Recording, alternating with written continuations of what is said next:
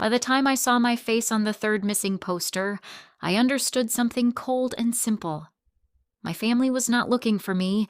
They were hunting my name. The first poster was taped to the glass door of Miller's Pharmacy in Stanton Falls, Pennsylvania. The second was pinned outside the First Community Church, right under a flyer for a pancake breakfast. The third one was on the courthouse bulletin board, only 15 feet from the courtroom where my family was about to tell a judge that I had disappeared. My photo was printed in black and white. Not a photo from Facebook. Not a picture from a birthday dinner. It was an old passport-style photo I kept in a blue envelope inside my apartment desk. That was the first secret. They could only have that picture if someone had broken into my apartment. The words under my face were worse. Missing. Greer Ashford. Maybe confused, anxious, and unable to make safe decisions. Please contact her mother immediately if seen. I stood there for almost a full minute, holding my purse like it was the only thing keeping me upright. People walked past me without realizing the woman on the poster was standing in front of them. Before I tell you how my mother cried in court with fake tears, how my brother used a forged paper to try to steal my inheritance, and how my sister turned my missing poster into a prayer post online, stay with me. And if you believe quiet people can still win, subscribe now, because this story is not about shouting. It is about proof. My father, Harlan Ashford, died on a Tuesday morning in early March. He was not a perfect man, but he was not cruel. He owned 3 things that mattered in our town: the old Ashford house on Briar Lane, a small 6-unit apartment building near the train station, and 23 acres of wooded land outside the county line. My mother, Beverly, liked to say Dad built everything for the family. But in our house, family usually meant everyone except me. My brother, Rhett, was the golden son. He had a truck dealership that looked successful from the road and sick from the inside. My younger sister, Kimbra, had 2 children, a perfect smile, and a talent for crying exactly when people were watching. I was the useful daughter. I paid Dad's property taxes when Rhett forgot. I drove Dad to cardiology appointments when Kimbra had too much on her plate. I cleaned out the gutters on the Briar Lane house because Mom said ladders made her nervous. I did all of it quietly because back then I thought love was something you earned by being dependable. Then Dad died, and the kindness masks fell off. 3 days after the funeral, Mom invited me to dinner at a steakhouse downtown. She wore pearls. Rhett wore his funeral suit again, as if grief had a uniform. Kimbra kept touching my hand in that soft way people do before they ask for something ugly. Mom slid a folder across the table. "Greer," she said, "your father would want peace." I opened it and saw a document titled Voluntary Family Release. It said I agreed to give up any claim to Dad's property so the estate could remain uncomplicated. It also said I understood I had been emotionally inconsistent during Dad's final months. I looked at my mother. "Who wrote this?" Rhett leaned back. "A lawyer helped. It's standard." "It's not standard," I said. "It's theft with nicer margins." Kimbra's face tightened. "Why do you always make everything about money?" That line almost made me laugh. I had paid $18,740 in back taxes on the apartment building while Rhett was buying a base boat. I had paid Dad's medical transport bills while Kimbra was posting vacation photos from Myrtle Beach. But when property appeared, suddenly I was the greedy one. I pushed the folder back. "I'm not signing." Mom's expression changed so fast I nearly missed it. The sweet mother left. The woman underneath looked at me like I had embarrassed her in public. "A daughter who turns her back on family," she said, "should not expect family property." That was the second secret. They had already decided I did not deserve my share. The dinner was not a request. It was a test, and I had failed it. The next week, small things started happening. My mailbox was open when I got home. My spare key disappeared from under the ceramic planter outside my kitchen door. My bank called about a concerned family member, asking whether I was still capable of managing my accounts. Then my apartment manager, Denise, called me at work. "Greer," she whispered, "your brother is here with a locksmith. He says you're missing." I remember staring at my computer screen. The numbers on my spreadsheet blurred. "I'm at work," I said. "I know," Denise said. "That's why I called you." Rhett had brought a copy of a police report, but Denise refused to let him in without a court order. He yelled loud enough that tenants came into the hallway. Then he left. That night, I did something my family never expected. I stopped reacting. I called my father's old estate attorney, a thin, careful man named Abram Quill. Dad had trusted him for 30 years. I told him what happened. He was quiet for a long time, then asked me to come to his office through the back entrance.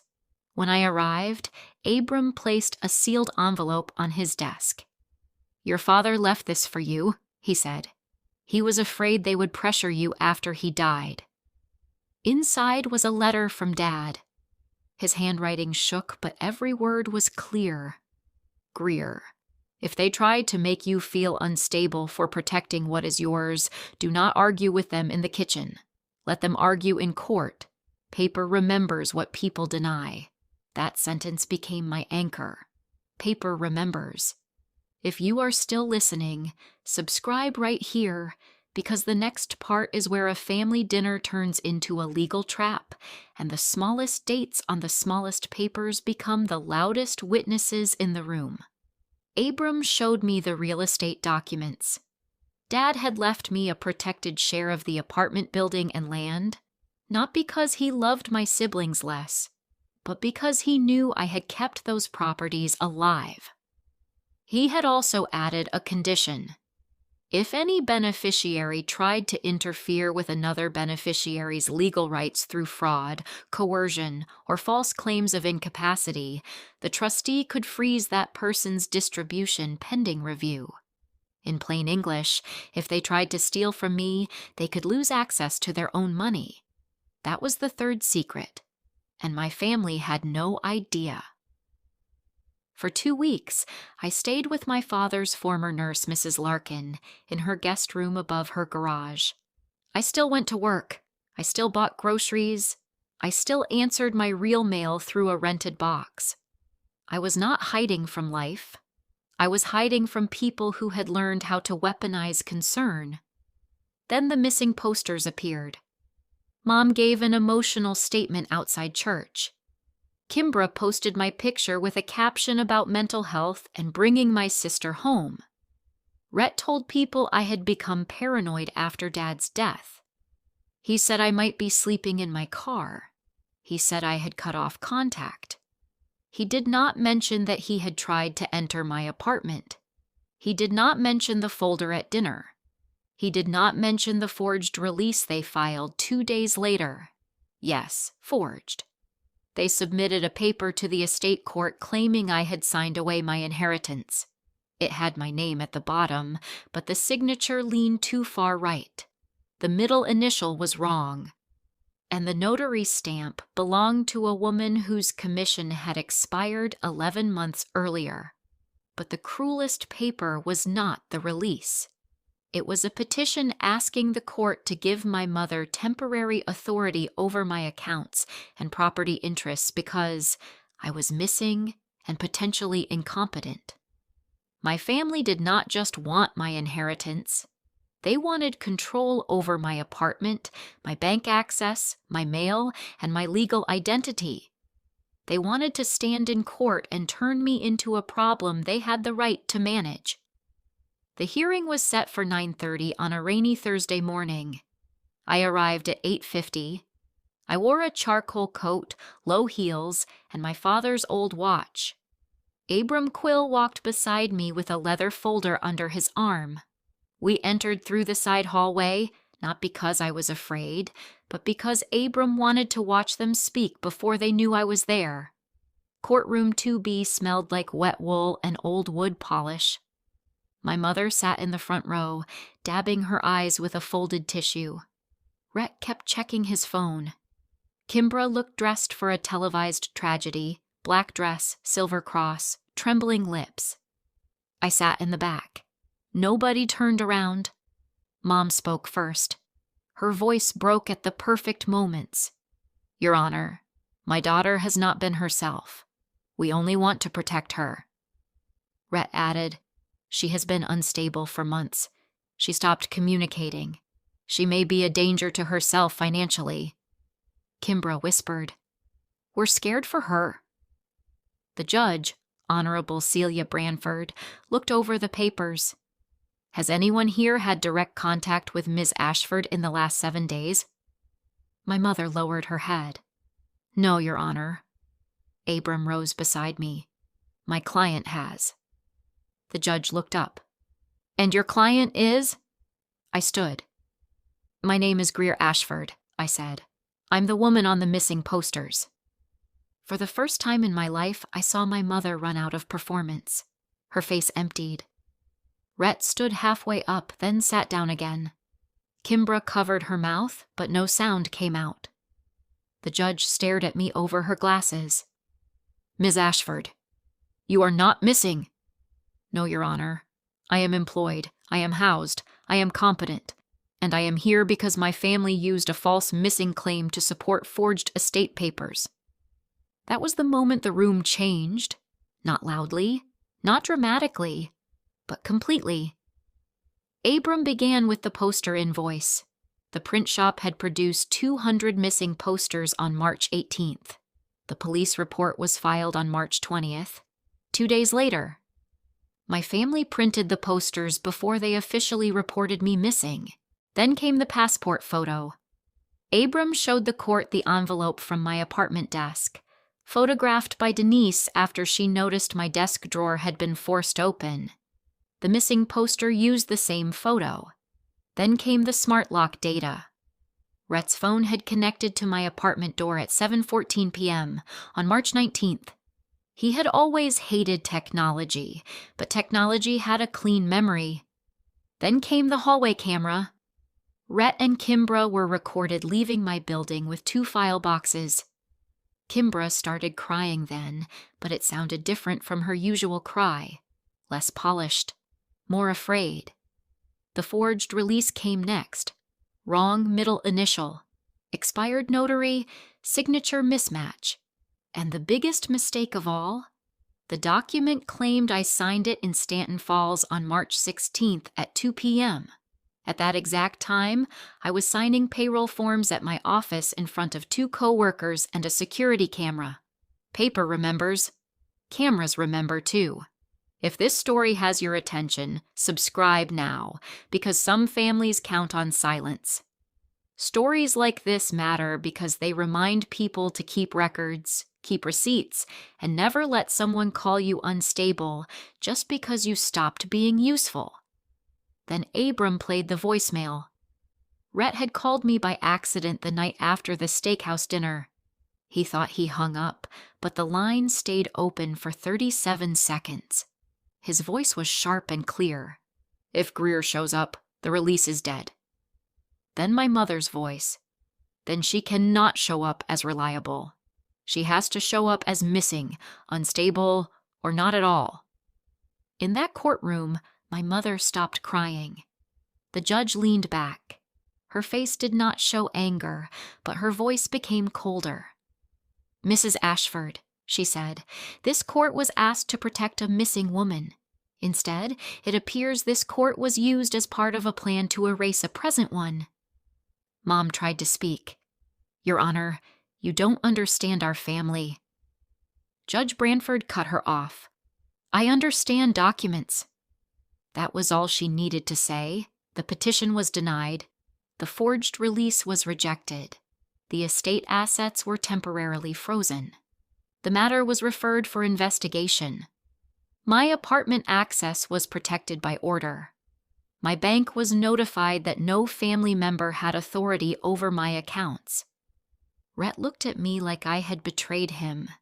That nearly broke me, because for one foolish second, I wanted to ask him when he thought the betrayal started. Was it when they printed my face on posters? Was it when he opened my desk? Was it when he carried my files down the hallway? Or was it years earlier, when I became the daughter who paid the bills while everyone else practiced being loved? But I said nothing. Quiet had brought me farther than pleading ever had. 3 months later, the town knew enough to stop whispering. The posters came down. Kimbra deleted her prayer posts, but screenshots had already been saved. Rhett's dealership lost investors when the fraud inquiry became public. Mom stopped going to church for a while, not because she felt guilty, but because people had finally learned the difference between a grieving mother and a skilled actress. As for me, I received my share. I kept the apartment building because Dad had been right. I had saved it once, and I could run it better than anyone who only wanted to drain it. The wooded land was placed under a conservation lease, partly for income, partly because Dad loved those trees. The Briar Lane house was sold. I did not want to live inside a place where love had always come with conditions. On the day the final papers were signed, Abram handed me one of the old missing posters. He had kept it in his file. "Do you want this destroyed?" he asked. I looked at my own face. The paper was creased. The ink had faded at the corners. Under my photo, the word missing still shouted a lie. "No," I said. "I'll keep it." Not because I missed those people, because I wanted to remember the day they put my face on every wall in town and still could not see me clearly. If you have ever been called difficult for telling the truth, subscribe before you leave. Not every person gets a courtroom. Not every lie gets exposed in public. But every quiet person deserves to know that proof can speak, even when family tries to bury your voice. I framed that poster and hung it in the hallway of my office, next to Dad's letter. People sometimes ask why I keep it there. I tell them the truth. My family wanted the world to believe I was lost, but I was never missing. I was waiting for the judge to ask where I was, and when the time came, I stood up. Commentary, discussion, explanation, and lessons now. Let's slow down for a moment and look at what this story was really showing us. On the surface, it was about missing posters, forged papers, and a courtroom reveal. But underneath all of that, this was a story about control. Greer's family did not simply want her inheritance. They wanted to decide who she was in the eyes of the town. They wanted to turn a living, working, responsible woman into a problem they could manage. That is what makes the betrayal so cruel. They did not just try to steal her property. They tried to steal her credibility. The most disturbing part of the story is how believable the family's public performance looked. The mother cried. The sister posted prayers. The brother acted concerned. To outsiders, they looked like a worried family searching for a lost daughter. But the truth was the complete opposite. They were not searching for Greer. They were building a case against her. This is an important point because sometimes manipulation does not look loud or violent. Sometimes it looks soft. It looks like concern. It looks like we are only trying to help. But when concern is used to take away someone's voice, money, home, or legal rights, it is not love anymore.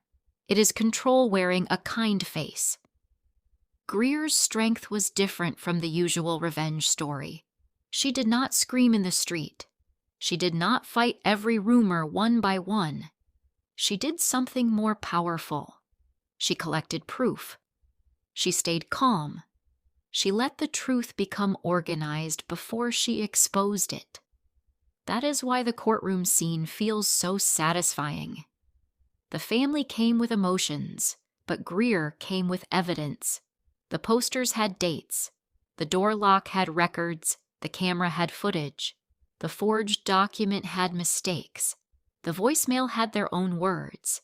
In the end, their lies did not collapse because Greer was louder. Their lies collapsed because the facts were stronger. This story also shows how dangerous it is when a family decides that one person is useful but not valued. Greer was the daughter who paid bills, handled problems, drove her father to appointments, and protected the property. But when the inheritance came, the same family treated her like an obstacle. That is a painful but real lesson. Some people will accept your sacrifice for years, then call you selfish the moment you set a boundary. Greer's mistake was not that she loved her family. Her mistake was believing that being dependable would eventually make them fair. Another powerful detail is the missing poster itself. Usually, a missing poster creates sympathy. Here, it becomes a weapon. Her face is used against her. Her image is placed around town to make people doubt her before she even speaks. That is why the ending matters so much. When she keeps the poster, she is not keeping shame. She is keeping a reminder. The same paper that was meant to erase her became proof that she survived the lie. So what can we learn from Greer's story? First, keep records when money, property, or legal promises are involved. Love is important, but documents protect you when love becomes conditional. Second, do not ignore small warning signs. A missing key, an opened mailbox, a strange bank call, or pressure to sign papers can all be pieces of a larger plan. Third, never let someone label you unstable simply because you refuse to be used. People who benefit from your silence may attack your character when you start protecting yourself. And finally, the biggest lesson is this: truth does not always need drama. Sometimes it only needs patience, timing, and proof. Greer did not win because she became cruel like them. She won because she refused to disappear from her own life. Her family wanted the town to believe she was lost, but she knew exactly where she was going. Straight into court with the papers they thought no one would question.